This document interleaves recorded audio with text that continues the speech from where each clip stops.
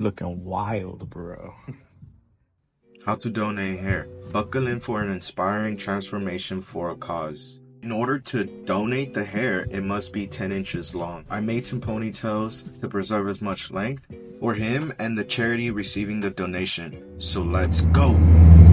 Start with the horseshoe section. Then we're going to work around the head in diagonal back partings. Make sure to keep in mind elevation, body position, and over direction.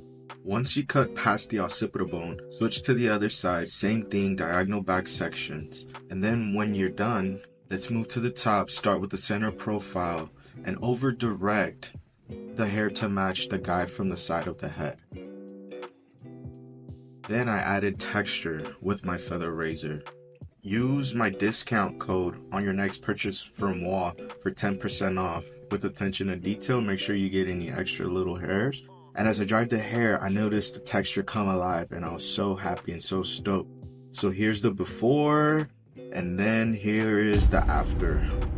So if you enjoyed this video, learned something, or it inspired you to donate your hair, please feel free to comment, subscribe, and stay tuned for my next how-to tutorial. Here's my client's reactions. Bro, looking like a change, man. Yeah, I'm taking it, man.